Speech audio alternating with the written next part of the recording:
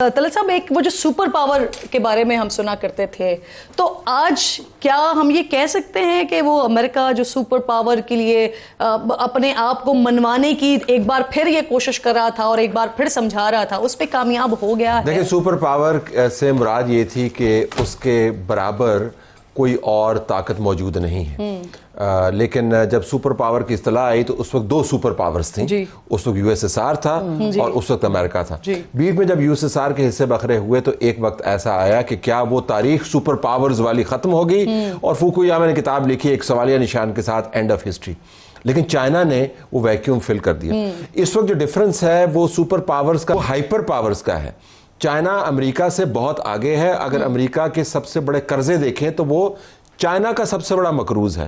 اگر آپ I T technology دیکھ لیں، اگر آپ چپ ٹیکنالوجی دیکھ لیں، اگر آپ ریئر ارتھ منرلز کا استعمال دیکھ لیں، اگر آپ ایکو فرینڈلی ٹیکنالوجی دیکھ لیں، تو چین امریکہ سے کہیں، روبوٹکس کو دیکھ لیں، کہیں آگے ہے۔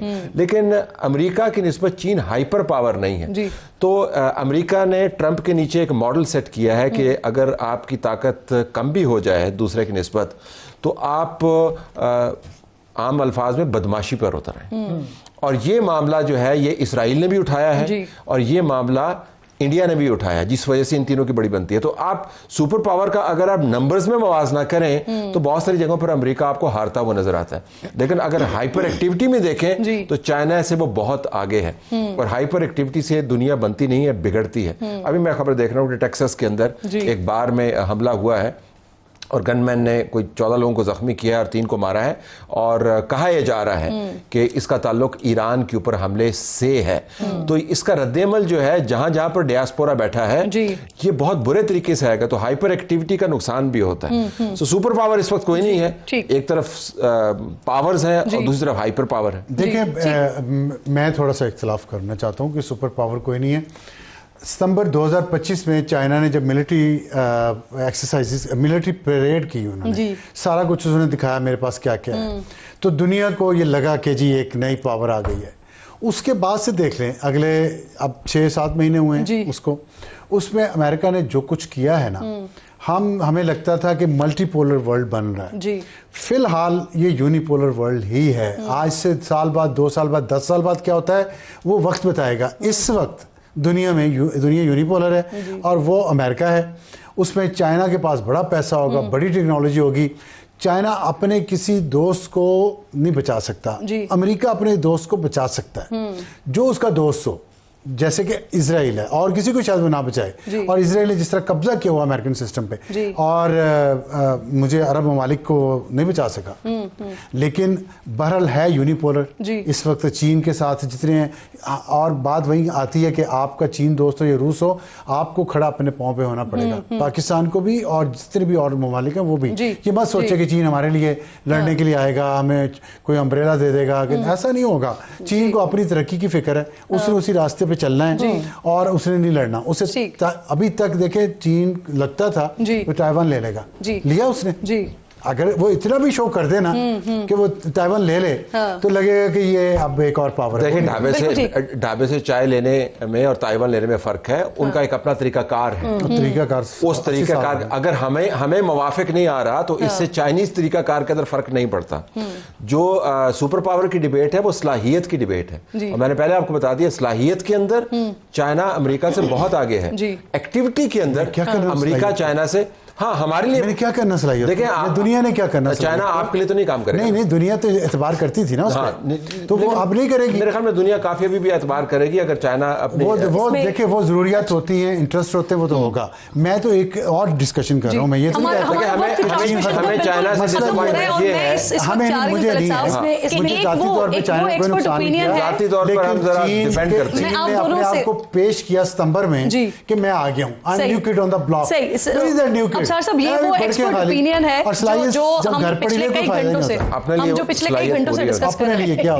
اچھا، اس میں ابصار صاحب آپ کی خواہش کہیں نہ کہیں پوری ہو جائے گی؟ میری خواہش ہے کہ ہم خود اپنے قابل ہوں، ایک سیکنڈ دے دیں، جتنا ہمیں ضرورت ہے۔ خواہش یہ ہے اور شکوہ چائنا سے نہیں، چائنا سے شکوہ اس لیے ہے کہ چائنا نے دوسری دنیا کے ساتھ کیا کیا، ایران کے ساتھ، وینزویلا کے ساتھ، ان پہ ساری عمر پابندیاں لگی رہیں، اس لیے کہ وہ چین کے ساتھ تجارت کر رہے ہیں۔ آپ کی خواہش کے مطابق تو پالیسی نہیں بنا، میری خواہش کے مطابق نہیں ہے، لیکن میں چاہتا تھا کہ ملٹی پولر دنیا بنے۔ بنے. افسار صاحب, اور چین اس چیز کو اگلی مرتبہ پریزیڈنٹ شی سے ملیں گے تو ان کو آپ مشورہ دیجیے گا. افسار صاحب اس میں صرف ایک چیز ہے, آپ 2 دن میں کیمپین میں جائیں گے تو آپ سنیں 2 دن میں اسٹریٹ آف ملاکا پہ جو چائنا کا ساؤتھ ایشیا سی کے اندر جتنی بھی ڈپینڈنسی ہے وہاں بھی مسئلہ کھڑا ہونے والا ہے. بہت جلد آپ کو چائنا کا کردار بھی نظر آ جائے گا.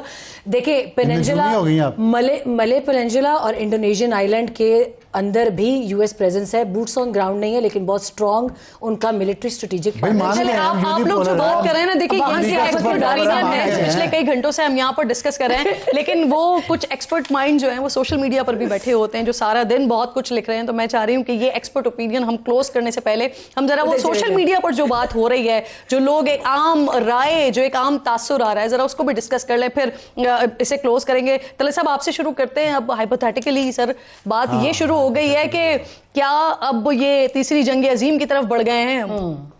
دیکھیں فساد جو ہے, جب پہلی جنگ عظیم آپ دیکھیں تو کسی نے, اس میں حیران کن بات یہ تھی جس کو گریٹ وار کہتے ہیں, کہ کسی نے سوچا نہیں تھا کہ یہ جنگ ہو جائے گی, پھر کسی نے سوچا نہیں تھا کہ یہ جنگ بڑھ جائے گی, پھر کسی نے سوچا نہیں تھا کہ اتنی بڑی جنگ ہو جائے گی. دوسری جنگ عظیم کا جو رن اپ تھا اس کے اندر بھی بہت جگہ پر ان کا خیال تھا کہ ہٹلر کو آپ اپیز کر لیں گے, معاملات کو طے کر لیں گے, بلکہ جنگ شروع ہونے سے پہلے برطانیہ کا وزیر اعظم جاتا ہے اور کہتا ہے جی کہ ہم نے بڑا زبردست امن معاہدہ کر دیا, اس کے بعد جنگ عظیم ہوئی ہمارے سامنے ہے. تو یہ کہنا بڑا مشکل ہے. میں تمام تر شعبہ بین الاقوامی تعلقات کی جو ہم نے تھیریز پڑھی ہیں اس کے پیش نظر میں آپ کو بتا سکتا ہوں, کہنا بڑا مشکل ہے کہ کس وقت کیا واقعہ کیا چیز ٹریگر کر دے.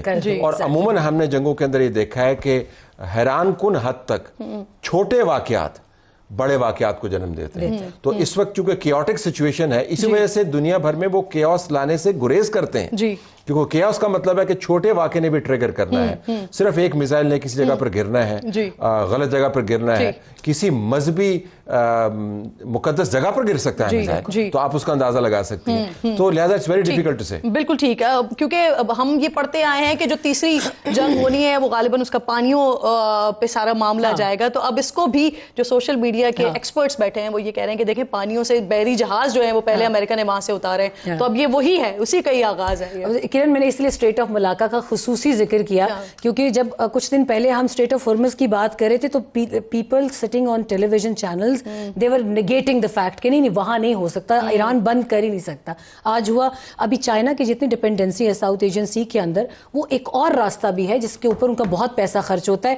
اب ہرمز بند ہوئی ہے, انہوں نے اپنا فل آن پریشر وہاں کیا ہے, اور وہ جس جگہ سے گزرتی ہے آب نائل اس کے بھی دونوں طرف جو ممالک ہیں, لاسٹ کارڈ تھا ایران کے پاس جو انہوں نے سب سے پہلے کھیل دیا بند کر کے, اس کے بھی ارد گرد ملائیشیا اور انڈونیشیا, اور وہاں پر بھی یو ایس پریزنس ہے. تو آنے والے وقتوں میں جیسا طلعت صاحب نے کہا ایک بہت چھوٹی سی چیز بھی ٹریگر کر سکتی ہے, کریک ایکسپلوژن جو ہے وہ بھی چائنا کو اس گیم میں لا سکتی ہے. بالکل ٹھیک. ابصار صاحب وہ وہی کہیں گے. دیکھیں آپ بتا دیں کیا کہوں گا میں, آپ کہیں گے ملاکا سے نکل آئے ہم.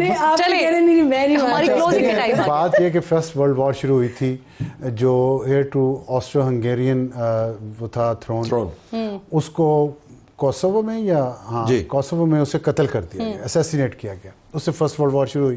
دوسری ورلڈ وار شروع ہوئی جب جرمنی نے پولینڈ کو انویڈ کیا. اب آپ دیکھیں یہاں دونوں چیزیں ہو چکی ہیں. آیت اللہ خامنائی کو مرڈر کر دیا گیا ہے, انویژن ہو چکی ہے ایران کی, اور ایران نے آگے اور 20 ملکوں کو بھی بیچ میں شامل کر لیا. تو مجھے تو لگتا ہے کہ یہ تھرڈ ورلڈ وار ہی ہے. اس کی اللہ اتنی تباہی سے بچائے. ریلیجس فیکٹر تو نتن یاہو صبح شام کہہ رہے بائبل کو وہ کوٹ کر رہے ہیں. بالکل وقت ختم ہو رہا ہے. زیغم صاحب کا لاسٹ بائبل کے ذریعے وہ پورا گریٹر اسرائیل نائل سے لے کے افراد تک وہ کہہ رہے ہیں کہ ہمارا ہے.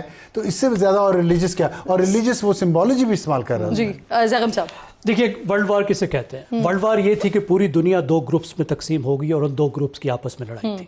دیکھیے یہ ایک سینیریو ورلڈ وار کا.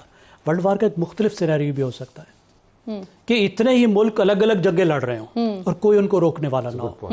وہ زیادہ خطرناک سینیریو ہے ورلڈ وار کا, اور اس طرف ہم جاتے نظر آ رہے ہیں. بالکل ٹھیک. کہ ایک تو دنیا کی جو سب سے بڑی طاقت ہے وہ خود بھی جنگیں کرتی پھر رہی ہے, اور اس کی کوئی دلچسپی نہیں ہے کہ دوسروں کے کنفلکٹ کہیں پہ بھی کم کرائے. اور ہمیں بے شمار جگہوں پہ جنگ جیسی صورتحال ابھرتی ہوئی نظر آ رہی ہے جو مختلف چیزوں پر.